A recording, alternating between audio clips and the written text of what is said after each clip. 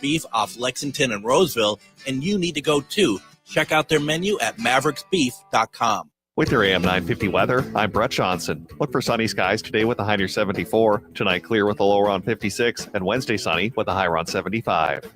Treasure Island has set sail at Children's Theater Company. Join young Jim Hawkins and the infamous Long John Silver on an adventure packed with pirates, sword fights, live music, and heart-pounding action. Tickets are going fast. Get yours today at childrenstheater.org. Again, that's childrenstheater.org. Portions of the following program may be pre-recorded.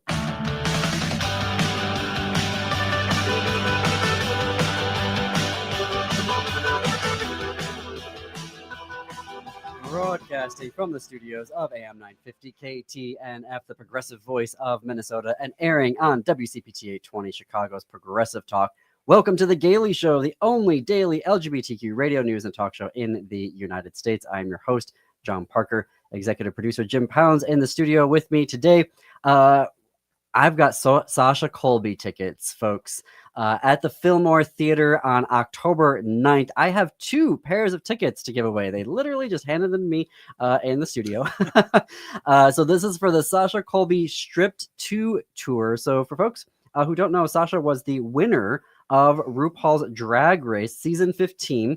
Was a monumental first, right? Was the first Hawaiian and first trans woman contestant to be crowned the winner of RuPaul's Drag Race. So in this show, there's going to be dance, there's going to be music. I looked this up. Sasha said about the show that yes, it's called, Strip 2, which is like, yeah, it's a striptease, but it's also about stripping back the competition, the travel, the noise, getting back to basics. So it's not like a striptease show. Yeah. It's dance and music and about getting to know who Sasha is and looking at what it takes to do the work that she does, particularly on RuPaul's Drag Race. So 952-946-6205, 952-946-6205. First 2 callers get a pair of, first caller gets a pair of tickets, second caller gets a pair of tickets.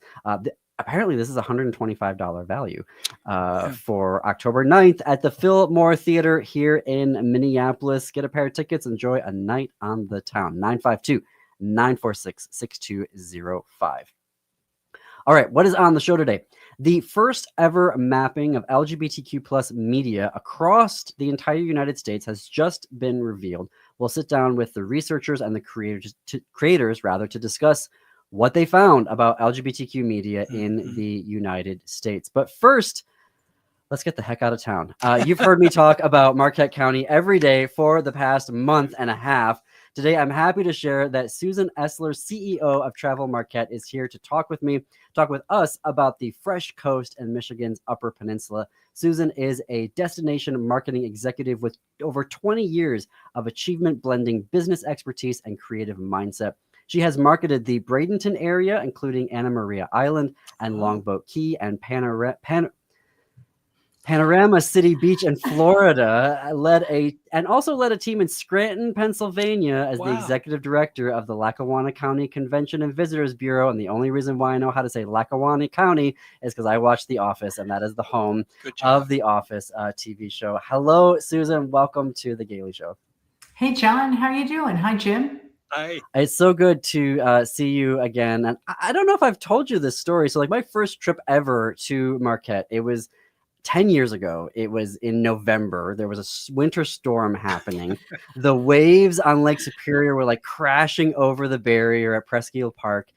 We were staying at an Airbnb at the time on Front Street. It was so cool too. It was like all 1950s, like the fridge was 1950s and the stove that we were cooking on. But even through all of that, I was immediately charmed with Marquette. And so I was curious. I was like, how did you come to Marquette, Susan? Well, it was actually the job that brought me here. I was looking for the next position, having been in Scranton for about 3.5 years and looking for a new opportunity. And so search firm reached out. They said, you can either do another destination or you can do Marquette, Michigan. My husband is a graduate of Michigan State. So he said, no question, Marquette. So I interviewed actually at the end of January, and They put me up at the Hampton, which is right on Lake Superior, and I got to see a beautiful sunrise and fell in love. Lake Superior in Marquette, the city it's gorgeous. I mean, when we were there in June, there was just the right amount of haze at the skyline. So when you were looking, I was like, it looks like I'm looking into infinity right now, because the lake was so still and you couldn't see the line, you know what I mean, at the horizon. Yeah. It's such a gorgeous lake. Yeah. I want to let folks know, particularly our LGBTQ listeners, that on October 12th, Upper Peninsula Rainbow Pride is going to be hosting their Fall Colors Pride hike on the Songbird Trail Loop. So get in your car right now, get ready to drive up there. But Susan, because I've seen them, talk to us about the fall colors in Marquette County and the activities surrounding it, like why folks need to be there in the fall. Well, the thing that I love about Marquette County is you get color through probably like 3 different weeks. So up toward the high country, it starts changing more quickly. And then as you move down toward the lake, then you get color there. So pretty much within a 3-week period, you're guaranteed to see some color somewhere within Marquette County. It's a great time of year, a little bit cooler. The bugs aren't quite as bad. It's just a great time to be here. And we also have the Fall Phantasm, which is on October 4th. And the theme this year is chrysalis. And so it's really interesting. It's at Lake and Inland, which is, I don't know how you describe Lake and Inland. Have you been there, John, yet? I don't think I have. Okay. Well, we'll have to see if we can get you out there. It's really unique. It's been a decade and I still haven't gone to everything yet. Me too. I mean, it's like there's still places that I haven't seen, but Laken and Land is one of my favorite places because Tom Lakenin has a sculpture park that you can drive through. And he also has a stage, and that is the setting for the Fall Phantasm. And it's kind of a mystical, magical, theatrical type of event. And it's really interesting. Each year it has a different theme, and this year is chrysalis. Wow.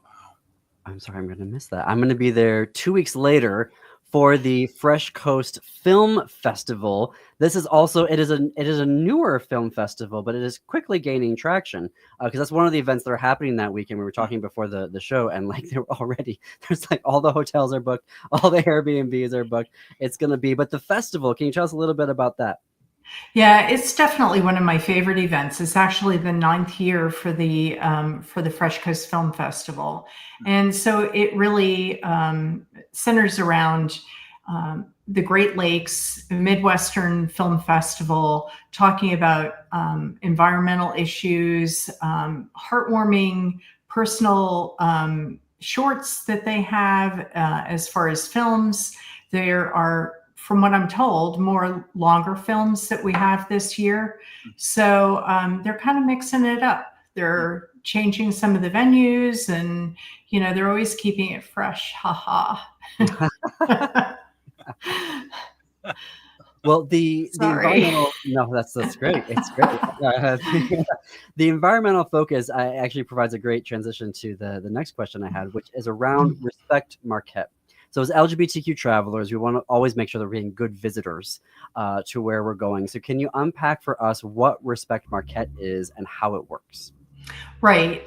What we do in 2022, we started a program called Respect Marquette County, and it's a coalition of a bunch of different organizations, municipalities, so on and so forth, that got together, and we follow the Leave No Trace principles. So we work on educating visitors and locals alike to be better stewards of Marquette County. And it runs everything. Like this summer, we actually had a Bark Ranger program where there's little bandana for the dog and little poop bags that were delivered to all the different hotels so that anyone who was staying with the dog could have the bandana. We actually got some really great photos of some of our Bark Rangers. We also had Collect Marquette, And that was a clear plastic bag. Fill it with garbage, bring it in. We give you a reusable bag. That program has ended at this point, but we'll probably bring it back at some other time. And so we're kind of rolling into a history theme tour that we have. It's been recorded here in the office and talks about different places where you can go and walk and just listen to the different information. Wow. And how do folks engage with that? Like if they wanted to do that? Well, they would go to travelmarquette.com, and it's under experiences, I believe is where you can find it. And you can just click on it, download it, and then just go and enjoy yourself. That's amazing.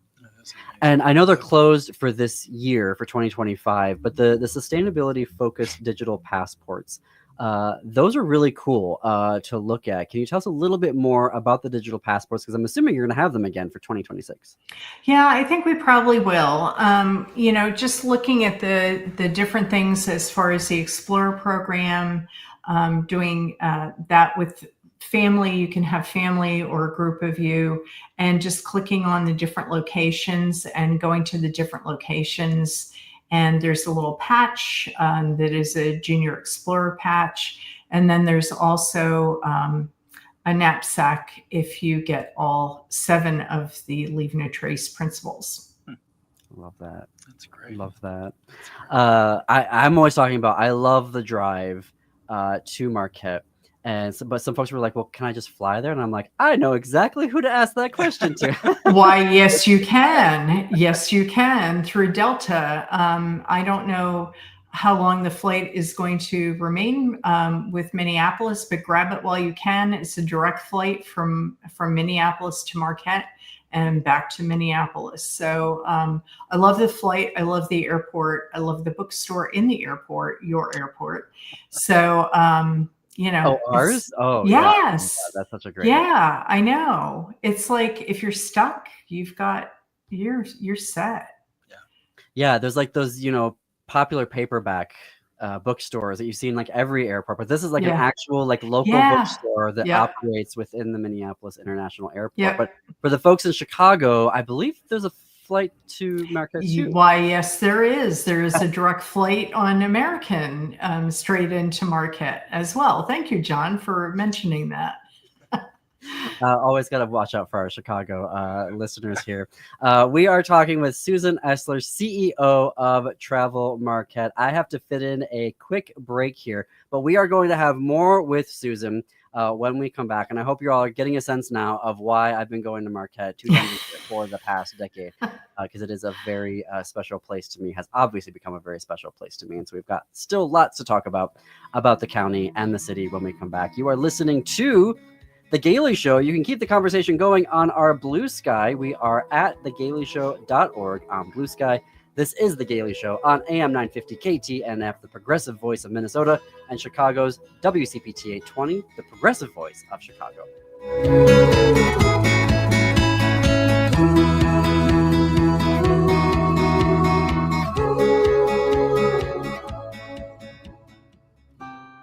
Hi, I'm Peter Solak. And I'm Adam Ostrowski. We are here at Woodland Stoves and Fireplaces to talk about outdoor fires. Sitting around a fire is the oldest, most basic form of human activity. What's new is in the way fire is burned. We can show you how to burn cleaner with a lot less smoke. The radiant heat and light from an open fire is unmatched. It kindles our spirits and connects us to the outdoors.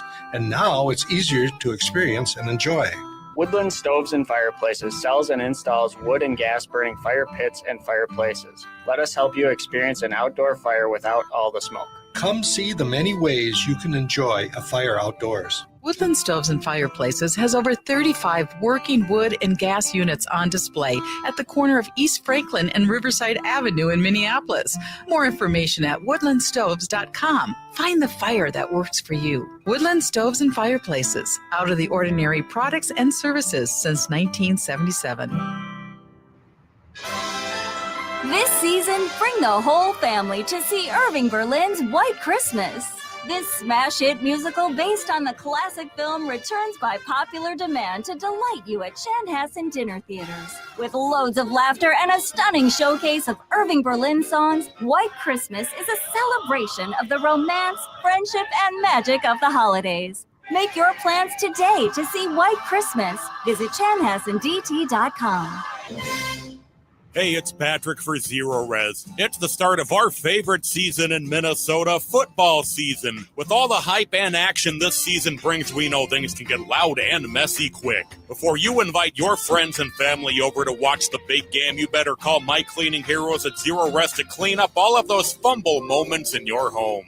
And as always, you can score a guaranteed touchdown with great savings from Zero Res this month. Carpet, tile, rugs, upholstery, every surface in your home can be Zero Resified. And this month you can get 3 rooms of carpet clean starting at just $129, plus $75 off an air duct cleaning. And don't forget about your dryer vent, too. Having Zero Res over will be a big victory for your home. You'll always come away a winner, even if the guys in the purple or the maroon don't. Call 952-ZERO-RES or go to ZeroResMinnesota.com and ask for the AM 950 special. Backward or forward spells the same. Zero Res. End-of-life decisions are not easy to make. Hi, I'm Mary T. of Mary T. Hospice Care. It's important to make sure that this difficult time is meaningful and comforting to you and your loved ones. Our hospice team provides an individualized program of physical, emotional, spiritual, and practical care so your loved one is comfortable and not in pain. At Mary T. Hospice, we understand that choosing the right hospice care provider can be overwhelming, but we're here to assist you. Learn more today at marytinc.com.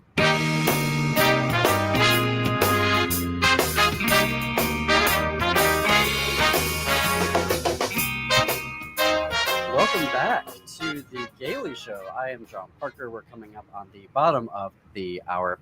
Earlier this year, I got to cover Pride Fest in June in Marquette. We featured the head of Upper Peninsula Rainbow Pride, Lex Exworthy, on the show, and then got to interview them when we were there in June. I think the second week of June. Something I've been saying on the show is that when I want to get the heck out of town, Marquette is the top destination for me.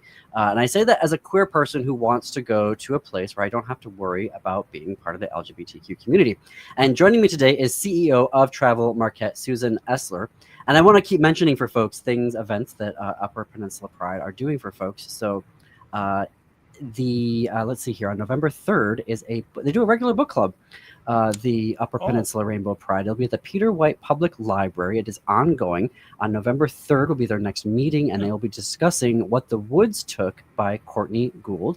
And Susan, I mean, I don't want to be Pollyanna-ish and say that all places are perfect, but can you share about Marquette's values and aspirations to being that welcoming destination for travelers? Because I've definitely felt it for the past decade.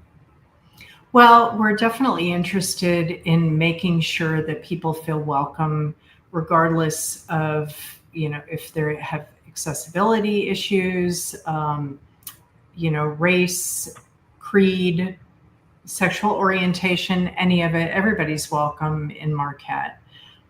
It's really a wonderful, lovely community, and people are people, and you just let people be people. So, and everybody has a good time. Everybody gets along. Lex actually is going to be doing the executive director position for Art on the Rocks this year as well. Oh, wow. Yes. Yes. Lex is great. If you all are up there and get a chance to meet them, fantastic. They do so much great work, not just for the LGBTQ community, but for Marquette as well. Yeah, really. I mean, we've worked really hard as far as accessibility is concerned too. We have a guide out. There's information on our website. We've gone through training for different things. So, we're certainly trying to make everyone feel welcome when they come here. And I think everybody has a good time when they come here because everybody's happy to be here, and it's just a fun place to be. Mm-hmm.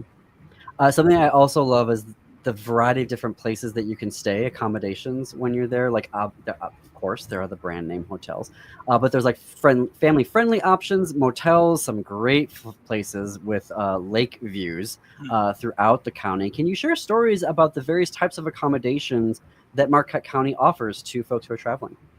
Well, like you were saying, I mean, we have individual hotels, independently owned hotels. And then if you're looking for something that's family oriented with the breakfast buffet, and we also have some hotels that actually have kind of a cocktail hour with some hors d'oeuvres and that type of thing. We have, the name brand hotels, Holiday Inn Express, Days Inn, Comfort Suites, the Holiday Inn full service, Ramada. Landmark is a unique independent hotel. Fairfield is adding on to their hotel. So they will also have an extended stay portion, making it the second largest hotel that we have in the county. Wow. Something that I also love are the culinary options in Marquette. Now, I'll say favorites for me, and I'm not getting paid by these organizations to say this, but the bagels at Huron Bakery, yum. I love the food at Casa Calabria. We always go there. El Santo Tacos, delish. The ice cream at Delph Bistro, a favorite. And of course, the LGBTQ owned bodega. Now, Susan, I'm not going to put you on the spot and tell what are your favorites, but talk to us about the culinary scene in Marquette, because it is you're developing it there. Yeah, I mean, it's definitely coming along. And, there's also the caramels that they have at the Delph or at Donkers. The Delft is doing quite a bit of different dishes, kind of changing it up on a regular basis. So that's always interesting. There's Verling, which is the original brew pub that we have here in Marquette. If you're looking for whitefish, that is the place to go. There's Elizabeth's Chop House, which is right next door. Great steak, if that's what you're interested in. And, I would be remiss without talking about the brew pubs and all the different breweries that we have, as well as Oradoc has expanded. So they're making their own soft drinks, and they're also making curated mixed cocktails as well. Ooh. So, it's really, and they've expanded quite a bit. And it's really becoming a very public social center, and I'll be interested to see how it works during the winter time too. My friends and I are planning on playing euchre there, so that was when I had the issue, like, I don't know how to play euchre, so now I was just going to say that is the most Michigan thing. Yep. I did it one time at the MACVB meeting, and they're like, let's play euchre. And it's like, I have no idea, because I'm from New Jersey originally and Florida. So show me. And they did very graciously. It was a lot of fun. For folks, it's a card game that you play with a standard deck of cards, but it is, I don't know anyone outside Michigan who has played that game before, but it is fun.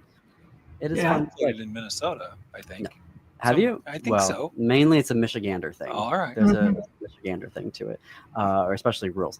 Okay, something that I also love, particularly when I want to get out of the city, as it were. There are so many great places to just hike and be in nature and like refill your cup there. I'm thinking like along the lakeshore, right outside downtown. There's the Presque Isle Park, which is delightful because you can also do your car around there, but yeah, obviously I recommend the physical hike on that. I love the Dead River hike.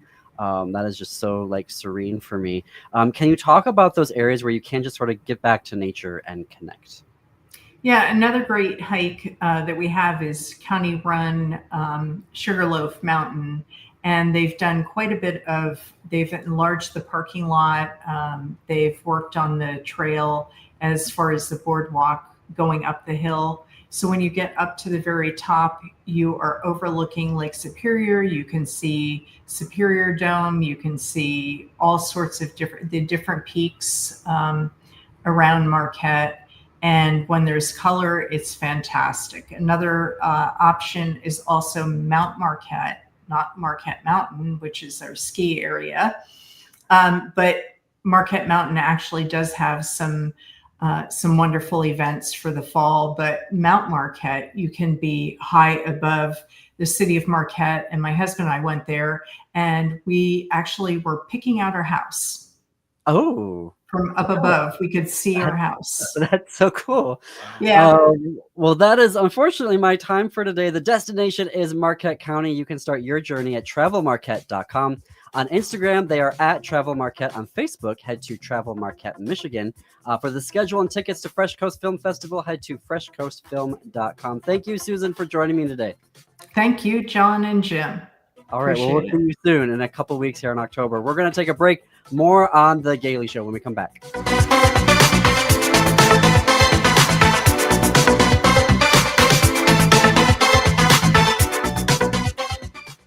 Hello, Minnesota. This is Tom Hartman. There we go. Susan, thank you so much for being here. Oh, absolutely. It was so much fun. You guys are great. Yes, always. We'll talk to you soon.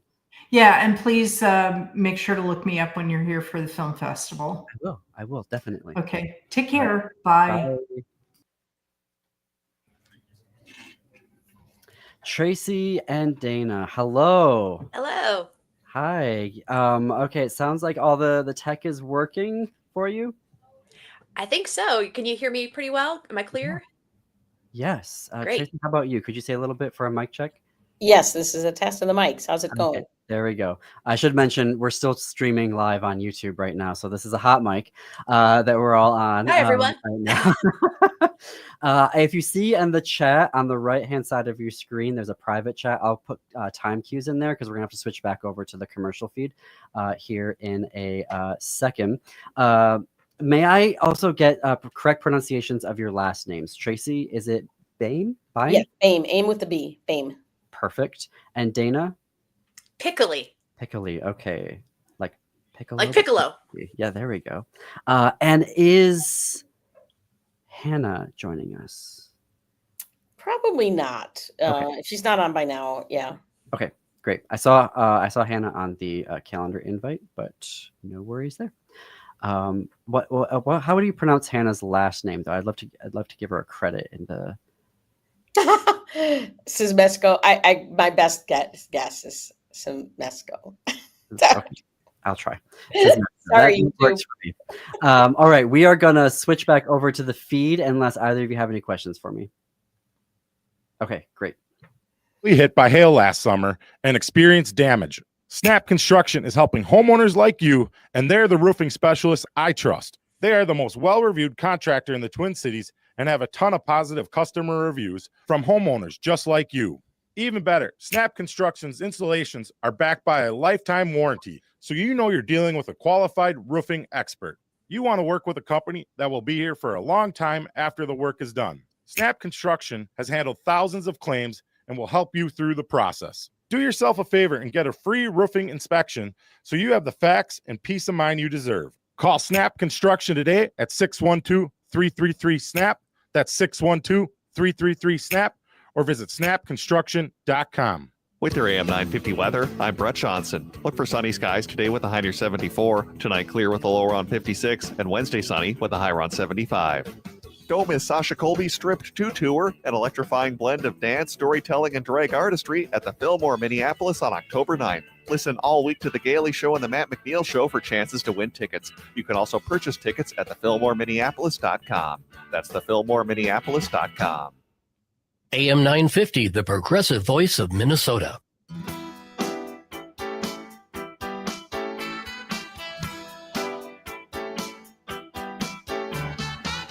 Coming to you from the studios of AM 950 KTNF, the progressive voice of Minnesota, and airing on WCPTA 20, Chicago's Progressive Talk.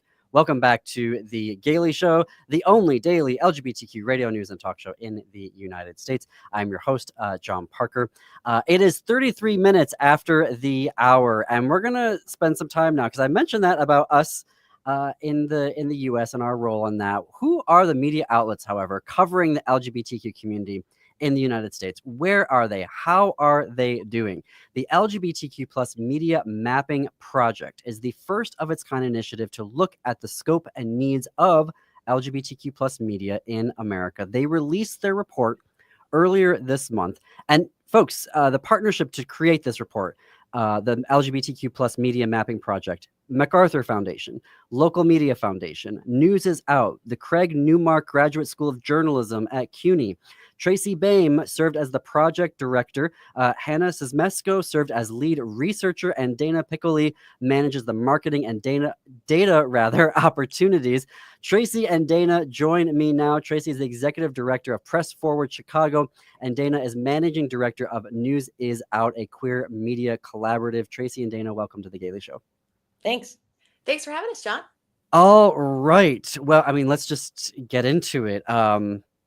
Let's talk about the findings and what you discovered in the project. How did you? Let's ask about the methodology about this, however, because finding LGBTQ plus media is not necessarily easy to do. So, talk to us about how you found folks and put together this research project. Yeah, I'll start. So about more than a decade ago, I did a book called Gay Press, Gay Power. And in that book, in the back, there's a huge index of the current media, most of them pretty legacy type media. There wasn't a lot of new media at that point, or even podcasts, things like that. So I had a starting point, right? And I could see who was still around and who was not still around. And I was kind of pitching this project around through News is Out to funders for a couple years. During that window of time, I constantly was updating a spreadsheet I had of media outlets as I saw them listed in program books and you name it, wherever I could find them. And then once we launched, we partnered with a bunch of folks, including News is Out media publishers, and asked them who they knew, who Rivendell Media worked with. We asked some podcasters to name podcasters in their spaces. So a lot of folks contributed to that original database. Now, people put publications on there that had since closed. And then, we kept finding new ones. In fact, after the report was finished, we have already added a couple outlets to the map. So there's a St. Petersburg, Florida lesbian publication, for example, that was relatively new. So my whole fear the whole time was missing out, right? But I think I would say we found over 95% of them. And hopefully through this work, we will be able to add more. And the state of it is sad, right? I mean, there's great bright spots and there's actually lots of potential hope. But right now it's structurally very, there are cracks in the foundations. Let's put it that way. It's not structurally sound. Folks, when you go to the website for this, there's actually a really well-made map where you can look across America and you can see where all of the outlets are and the community and regions that they serve. Tracy, because, it's been a decade that you started with that. A decade ago, you had that database. Today, what are the ages of terms of the, are the folks that are on that map? Are they older? Are they newer ventures? What was the mix of ages of the different outlets? I would say quite a lot are under 10 years old, but the stronger ones are over a decade or 2 decades. There are some legacy media that survived other upheavals in LGBTQ media, and those that survived were stronger. Ones like Washington Blade, Bayer Reporter, Philadelphia Gay News, Dallas Voice. Those are some of the stronger outlets. A lot of the newer ones are much smaller, under $100,000 budgets, which they're mostly volunteer. But it was quite a range, and we were pretty liberal in including, Dana and I were like, it's like, a podcast that's original content like yours, or a radio show like yours, as long as it was original content, right? It wasn't just playing a bunch of music. It wasn't totally just a travel log. And so I think the definitions broadened who we, ultimately were able to include in the universe. Right. This is actually a perfect time to mention that this week is the 40th anniversary of Windy City Times, which Tracy Boehm co-founded and ran for many, many years. And so they are one of those instrumental legacy journalism publications. Yeah, it is kind of weird. Thursday night this week, we're celebrating the anniversary 40 years ago that Windy City Times first came out, just a few weeks before the Rock Hudson story blew up, and all sorts of things that were just pivotal moments in our movement in that early years of Windy City Times, which is why I know it's still so important today to support these media, especially in smaller areas and rural areas. There's just quite a gap of original content happening in at a time when it is so desperately needed. Right. Also helpful because tomorrow, Jake Wittig, managing editor of Windy City Times, will join us. He joins us every other Wednesday to share new reporting from Windy City Times. Yes. Really help support our partnership with WCPT 820 in Chicago. And that is one of the things we'll be talking about is the celebrations, because as I Jake previewed in an email, the city council has passed a resolution, right? To celebrate Windy City Times. So congratulations on that. It is such Thank a important and necessary publication, and I love hearing from Jake and all the good work that they are still doing there. I am curious because a lot of what you're the reason for this is to look at funding and how the world is funding LGBTQ media. What were the business models for the organizations that you found? I just naturally assume, I'm like, oh, well, they're all going to be LLCs and they're all going to be relying on advertising, but that wasn't the case. But it is the case for the vast majority. I was going to say it is leading that direction. And given the state of politics right now, it probably is good that not a lot of them are vulnerable to the nonprofit whims that are going to be happening in this country. That is where the opportunity lies, right? The upside is that most of them have not diversified their revenue. Most of them have not worked on audience growth. They have not worked in these kind of cohort environments that a lot of smaller press have started to be part of the last 5 years. And that's exactly why this came out of the News Is Out collaborative, because what Dana's doing, it's hubbed at the Local Media Foundation. Dana can talk about it a little more, but what it shows is the collaborative spirit is stronger now for LGBT media than before. But we have to layer on more of them so that they can benefit from, Dana, talk about the work that News Is Out is doing. Well, if it helps to have some numbers, I have the report right in front of me, so I could tell you that about 46, almost 50% of the folks that we spoke to are LLCs, and about 20 are S Corp, and only about 10% are nonprofit. Wow. So what are their budgets? I mean, I know what our budget is, but how are folks doing in terms of outlets? Are they doing well? Are they sort of in the? Because I want to hear about the staff and the employees and the journalists and the editors. But like generally speaking, where are the budgets for LGBTQ media outlets? A significant portion are under 100,000. And what I was shocked with, we didn't emphasize the national outlets, but we did include them in a separate survey. I couldn't believe how many folks consider themselves national that are under 100,000 in budgets. Wow. So the nationals are hurting too. Not everybody responded. So we can't speak for the rest of them, but I would say that outlets that, and I can give Windy City Times an example. At its peak, when I inherited it, because I started it, left it, came back. During the window of time I wasn't there, there was a lot more money. But the peak when I had it was probably 800,000 to 900,000, maybe close to $1 million. It's now under 250, sometimes under 200. And I would say because of the drop in advertising across the board for the last decade, a lot of the publications that have relied and continue to rely on advertising, they're the ones that are most hurting and most need to pivot on it. So there are ones that are relatively stronger, but the staff sizes are still very small, very small. 1, 2, 3 people if you're lucky, and then a lot of part-timers, volunteers, freelancers, significant reliance on freelancers for the really small outlets and the larger outlets. Like there's a middle ground where people can't do stuff on staff only. So I think it's one of the most under-resourced media niches compared to other areas because there's fewer of them. There's fewer funders that have been attracted to this space. And the timing of this, I think, couldn't be more important to show the need is growing for the readers, but yet there's not a match in terms of the source material. Dana's better at the data, though. She's got it right in front of her. No, I mean, you're exactly right. And there's a significant portion that have no staff at all. This is truly a labor of love for quite a few people in this field. And yeah, it's pretty stark what we're looking at here in terms of numbers of staffers.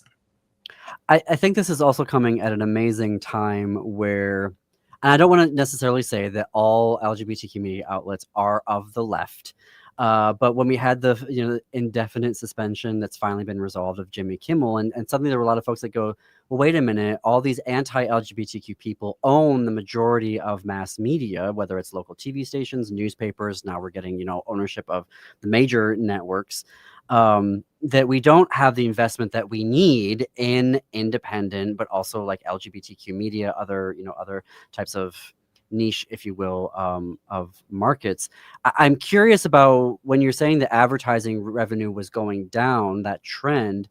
Do we know from this survey or from other research if that was the same with other like local newspapers, or did we just take a hit on our own that was much different than other outlets, if you will, like local outlets that served other than just The entire media ecosystem has had an advertising collapse. Okay. In addition, the backlash with DEI has caused additional collapse within LGBT media. So it's kind of funny because I think there was a little bit of a lag behind the mainstream drop in ads in gay media, but the last few years it was very clear that mainstream advertisers were pulling into social media and other channels, broadcast, etc. So I do think now we have this precipitous additional decline because of the anti-DEI efforts in our focus groups, which we had 2 great focus groups of these publishers and media folks, that they constantly were saying how the DEI backlash, and we did those focus groups maybe in February, March, right? So soon after the new administration. So they were starting to hear from advertisers about, no, we're not going to advertise Pride this year. We're not going to be this. We're not going to do that. So, and Rivendell Media has also seen that decline. So that's why we have to pivot here to be more donor supported. Individual small donors are the healthiest base of support you can ever ask for, because if one of them's pissed off and leaves, it doesn't impact you as much. Right. And we're seeing that some people had their top advertiser or their second top advertiser leave them, and that's leaving a massive hole in their revenue, right? We are talking with Tracy Baim and Dana Piccoli about the LGBTQ plus media mapping project. There is the document as well as a really interactive map where you can go and see all of the different outlets that are available. I'm coming up on a break here, but can you share with us, in terms of LGBTQ media, are the majority newspapers? Is it radio? Are there TV? Is digital a part of this? Like, what is the makeup of LGBTQ media in terms of types of? Definitely, there are still significant numbers of still print. The newer ones tend to not be print. Although an interesting one in the Chicago suburbs, Queering the Suburbs, just went to a zine format because some of their folks don't want to interact with them on social media because they're afraid of being watched. So print, a little bit of a comeback there. But print will be the thing that continues to decline, because as advertising declines and other kinds of revenue hopefully will replace it, it'll be hard to justify doing that for some outlets in smaller markets, especially. So it is a mix of few podcasts, because a lot of podcasts are not original content like you are doing today. We didn't get into influencers and creators. I think that's a next level we recommended in the report, because there are some of those that are in the queer space that have significant footprints, right? And could they be partnered with traditional media to help both, right? Have different kinds of audiences. So I don't know, Dana, if you have that handy in front of you in terms of the actual numbers, but for sure the print, we can do that after the break. Sorry.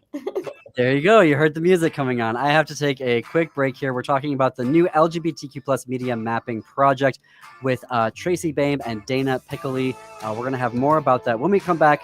You're listening to The Gailey Show on AM 950 KTNF and WCPT 820.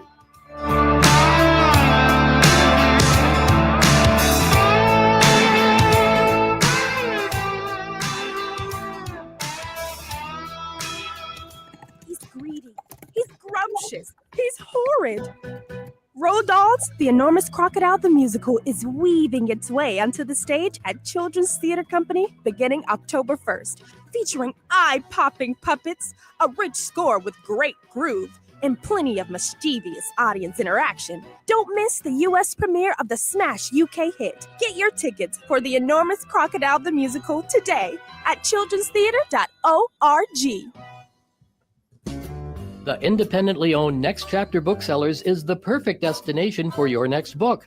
The friendly staff at Next Chapter Booksellers are great at making recommendations no matter your age or taste. Plus, they have frequent events including book readings and meet and greets with authors. And they sell more than just books. They have a wide variety of puzzles and games, too. So stop in and browse the store off Snelling and Grand in St. Paul. More at nextchapterbooksellers.com. Hey, it's Tom. There's a war being waged on clean energy. A bill in Congress could eliminate the 30% federal tax credit for solar by the end of 2025. And once it's gone, it may never come back. Fossil fuel giants and their MAGA friends in Washington want to kill green energy. But you can fight back. Going solar with all energy solar isn't just smart, it's a form of resistance. You choose where your money goes, not to utility companies, not to fossil fuel billionaires, but toward clean, renewable power for your home. A system from all energy solar works in Minnesota year-round because it runs on sunlight, not heat. So even in the dead of winter, you're generating electricity. And all energy solar helps you save with every rebate and incentive available. This is the moment to act. Waiting means risking with this tax credit and giving the upper hand to MAGA Republicans. So get your free consultation today at allenergysolar.com and take back your power. Greg Bakken here. Like you, I love good, fresh, delicious food. So I want to tell you about this treasure in Roseville called Maverick's Real Roast Beef. Maverick's has the best roast beef sandwiches I've ever had. Made fresh every order. Add fries or onion rings dropped in the fryer when ordered, and you have a winning combination. Maverick's Real Roast Beef has a lot more than roast beef, so check out their website, mavericksbeef.com, or check out their restaurant on Lexington in Roseville. With your AM 950 weather, I'm Brett Johnson. Look for sunny skies today with a high near 74, tonight clear with a low around 56, and Wednesday sunny with a high around 75. Experience the comfort of Nightingale, your neighborhood bar and restaurant. Enjoy American classics like the famous Nightingale Burger, Ginger Tamari Chicken Wings, and Duck Pastrami Reuben. Open daily 5 p.m. to 1 a.m. with their full menu served until midnight. Takeout also available at nightingalempls.com. You're listening to AM 950, the progressive voice of Minnesota.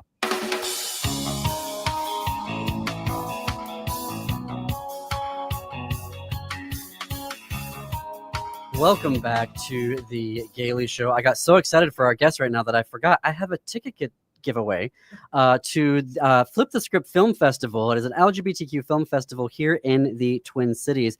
I have an all-access digital pass, which gives you access both to the in-person films that are that weekend of October 3rd, but they also give you a digital pass, which means that goes until the 11th. So if you want to watch the movies at home, you can do that as well. Or you can go in person and like it and then go home and watch it as well. So first caller, 952-946-6205, 952-946-6205. This is $100 value, as I just found out in the break. So first caller gets a digital access pass to the Flip the Script Film Festival, LGBTQ Film Festival, happening here in the Twin Cities, October 3rd through the 11th, 952-946-6205. All right, we are talking about the LGBTQ plus media mapping project with Tracy Boehm and Dana Piccoli. There were some really interesting numbers that you put in the chat here over the break about the breakdown of audience and products for print runs. And I'm just curious because, you know, you're saying that this is maybe going to start declining in terms of print. How did social media or digital factor into the survey? Like, what did you find out there of how LGBTQ outlets are utilizing or not utilizing them? So all of them, pretty much most of them are, but I would say pretty weakly. The audience sizes compared to their footprints of the areas that they serve are pretty small. So I think that's another place of opportunity to grow the audience and thus the impact, or the top of the funnel for donations, right? So if you have 5,000 newsletter subscribers or 10,000 in a town of 1 million people, we should be able to help you, work with you to grow that to 20, 30,000 people that then are available to attend events or to give donations, et cetera. Like, the digital growth potential is very high here. Print is much more expensive, right? The distribution, the printing. I'm not saying it will go away. I'm a print fan. But for example, if they're weekly, they might go to biweekly, right? Or biweekly might go to monthly. I do think print is a democratizing force for those who don't have internet, et cetera, and for older folks, but even younger folks appreciate that print as a more permanent record that they can't destroy, right? It's digital, they can take away in a minute. So I do think it's always going to be on the plate, but digital is definitely expanding, and there are great opportunities to help LGBTQ media diversify their audiences and therefore their revenues. Jim, you had a question. Oh, sorry, Dana. Dana, go ahead. No, I was just going to say that newsletters, as Tracy mentioned earlier, are becoming a really important asset for all of us to have, and a big majority of the folks that Tracy and Hannah spoke to do have some form of a newsletter that they're sending out to their readers. And you know who has great newsletters? Windy City Times. Okay, Jake, Jim, all Jake. I'm just going to ask if there's a regional difference between. Kind of talking to your mic, Jim. I'm sorry. If there's a regional difference between where you see strength or weakness, or is this pretty universal, the way you've outlined it? Well, there's 18 states that do not have a known LGBT original content local reporting. Yeah. Those are some in the mountain, what do you call that? The Mountain West? Mountain West, yeah. Mountain West and the South. But there are some highlights like Q Notes in North Carolina. What if they got some resources to cover South Carolina, right? What if someone in Minnesota could cover the next states over? Mm-hmm. There are opportunities work with community centers or existing local media that might expand into LGBTQ coverage if that's ever going to be a thing in those places that have gaps. But even though we show that 18 states don't have LGBTQ media, the fact is if you have one outlet in one town in a state, that doesn't mean the whole state's getting covered. All right. Mm-hmm. So the gaps are in the millions, right? Millions of LGBTQ plus people and their allies and families have no source of local news that is sensitive and authentic to their communities. And how we figure that gap out is partly digital, right? Digital reach is so much cheaper to do. Partnering with other local entities and national entities that have some footprint in there. So I would say those are the main gap areas, South and Mountain West, but the whole country has needs. And I suppose, I used to be a media buyer. You would think, well, what percentage of the community is being penetrated, being reached by the media that exists? But these numbers sound lower than I was thinking. Like for a national advertiser, you would say, gosh, how much of this market can I really reach? But it's limited right now, like you say, because resources are so small. Yeah. Yeah. Speaking of, I want to give some time to that. What are the goals now? Because the reach is something that we think about here a lot at the Gailey Show. Like, yes, we're based in the Twin Cities, and then WCPT folks, 820, thank you. You brought us on there, and so we're trying to really look at those two metros. But reaching out into Greater Minnesota has been a thing for us of like, how do we bring in folks and interviews and covering what's happening out there. And so, what is the goal of what you're happening? What do you hope happens next now with this data and this report? Well, I'd like Dana to go first about the role that News is Out is also playing in this ecosystem and collaboration, and then I'll talk about what we hope comes next. Well, thanks, Tracy. Well, the good news is collaboration is a really big talking point and a really big positive point that we've found from this report. Looks like a lot of outlets are looking to collaboration, are open to collaboration, and that could be editorial, that could be shared services. So if maybe you can't afford a particular position, but you really need it, maybe there are a couple different outlets that might be able to partner up with you and you could have shared services model. So News is Out is a collaboration of 7 of the leading LGBTQ plus publications around the country. And we've been going strong now for over 3 years. Tracy is one of our founding members. So, and thank you to Tracy because Tracy hired me. Appreciate it. Eternally grateful for that. But really, we've been able to,